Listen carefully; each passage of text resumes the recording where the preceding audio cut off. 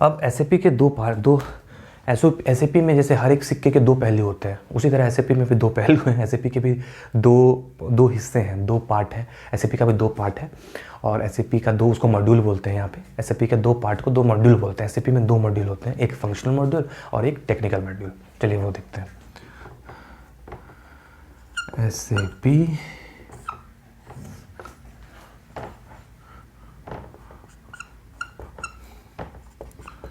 Functional module,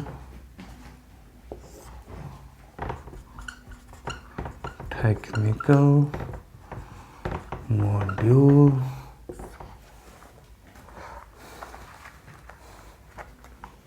इसमें आ जाता है आपका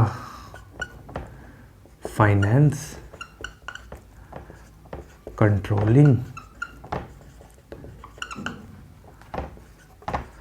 sales and materials management, sales and distribution,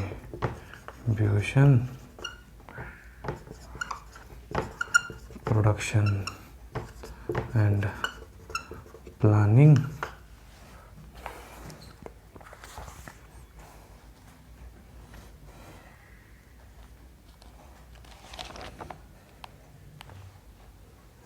इनमें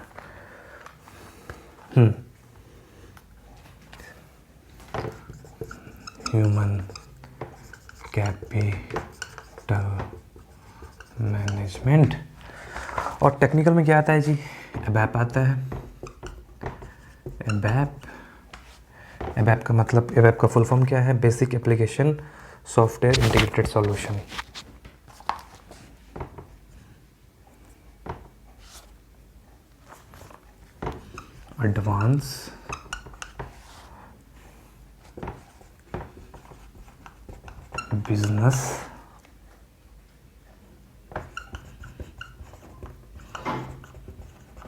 advance business application programming language.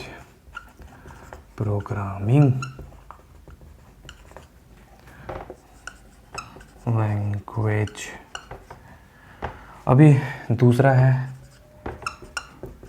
Basis.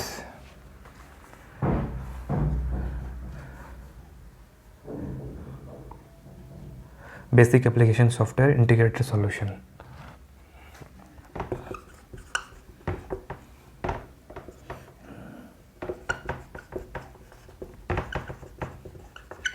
Basic application software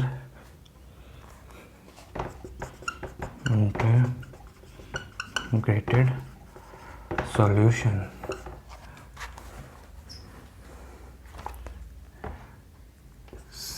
security,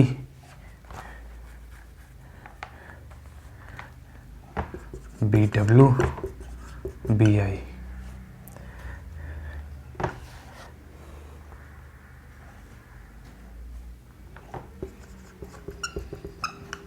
business where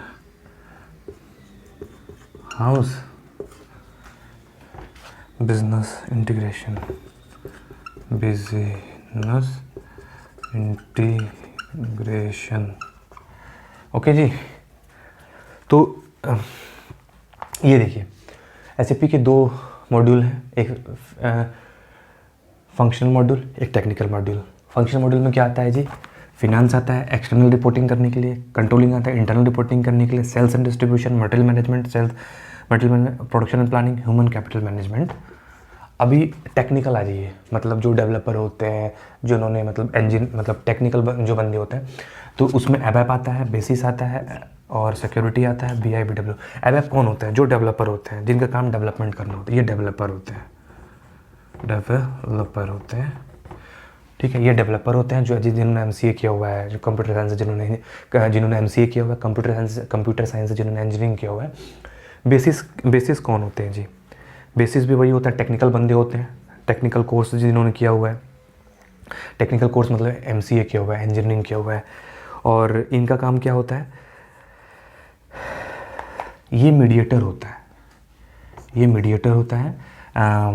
basis जो है वो मीडिएशन का काम करता है SAP और ऑपरेटिंग सिस्टम के बीच में। It is a mediator between SAP and operating system. It is a mediator between SAP and operating system.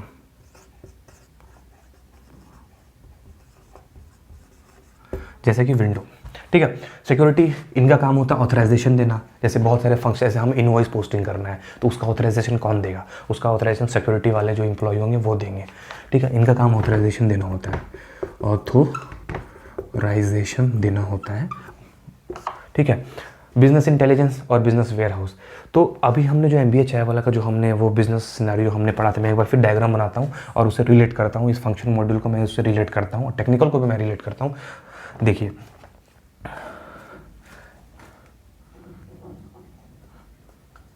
MBA चाय वाला sales department, production planning department, inventory department,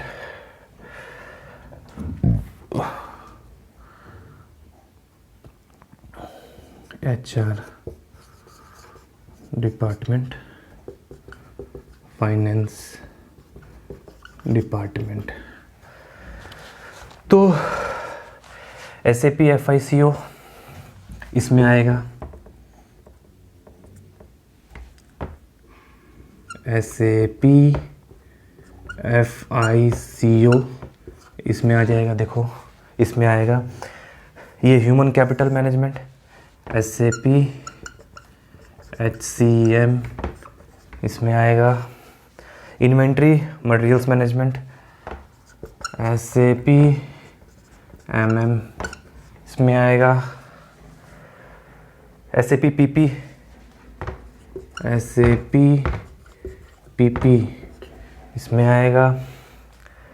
SAP SD, SAP SD इसमें आएगा।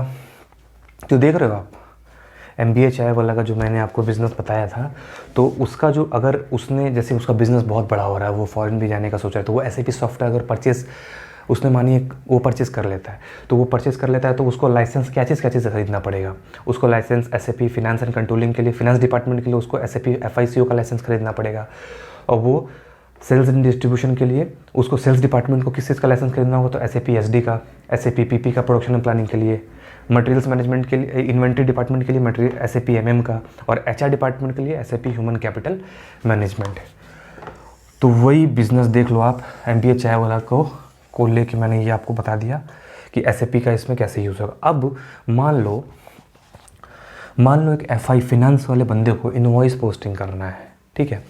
तो SAP ने क्या किया, अपना standard एक इनवॉइस का फॉर्मेट दिया है। SAP ने स्टैंडर्ड क्या किया है, अपने इनवॉइस, कस्टमर इनवॉइस हो, वेंडर इनवॉइस, उसका एक स्टैंडर्ड फॉर्मेट दिया अपने हिसाब से। लेकिन अब चाय वाला जो है, जो MBA चाय वाला जो है, इसको अपना लोगो कंपनी का देना है, ठीक है। अपने इनवॉइस पे देना है लोगो, या ऐसी बहुत सारी मतलब चीज़ें जो हमें अपने MBA चाय वालों को अपने कंपनी के हिसाब से करना है, ठीक है। तो उसके लिए अब ये सारे डिपार्टमेंट, ये सब फंक्शनल डिपार्टमेंट है लोग, ये लोग नहीं कर पाएंगे वो। उसके लिए ये डेवलपर आएगा जिसको SAP में एबैपर बोलते हैं, एबैप। ये डेवलपर जो है वो डेवलपमेंट करेगा। अगर जो चीज़ SAP ने स्टैंडर्ड दिया, जैसे कि इनवॉइस पोस्ट करने के लिए एक फॉर्मेट दिया है SAP ने, तो वो फॉर्मेट अगर MBA चाय वाला का या किसी भी बिज़नेस का वो फुलफिल अगर नहीं हो रहा है, वो चाहता है कुछ और भी चीज़ों को ऐड करना किसी भी चीज़ के लिए, इनवॉइस को पोस्ट करने के लिए, पेमेंट को पोस्ट करने के लिए, कस्टमर से पेमेंट लेना है, उसमें कुछ चीज़ों को ऐड करना है या हटाना है, तो ऐड करने के लिए एबैपर आएगा सीन में, और वो क्या करेगा, डेवलपमेंट करेगा, और फिर वो जो सॉल्यूशन है वो सॉल्यूशन हमको कर दिया जाएगा। तो SAP ने यहाँ तक का दिया, अपना फॉर्मेट भी दिया, फिर उसमें चेंजेस करने के लिए भी, डेवलप करने के लिए भी एबैपर का भी इसने बनाया हुआ है, वो डेवलपमेंट कर देगा। फिर सिस्टम्स, इसमें डिफरेंट सिस्टम होता है, उसके लिए इंटीग्रेशन के लिए बेसिस आता है, इसके बारे में डिटेल में मैं बाद में बताऊंगा। सिक्योरिटी, ऑथराइजेशन देना कि किसी को भी ऑथराइजेशन देना है तो उसके लिए सिक्योरिटी आएगा। तो ये देख लो आप, ये मैंने आपको एसएपी के बारे में पूरा बता दिया, फंक्शनल मॉड्यूल के बारे में बता दिया, टेक्निकल मॉड्यूल के बारे में बता दिया, एक MBA चाय वाला के बिजनेस के हिसाब से मैंने आपको बता दिया। अब चलिए, तो कोई भी आप बिजनेस सिनेरियो को इमेजिन करके आप इस तरह से आप समझ सकते हो एसएपी से रिलेटेड।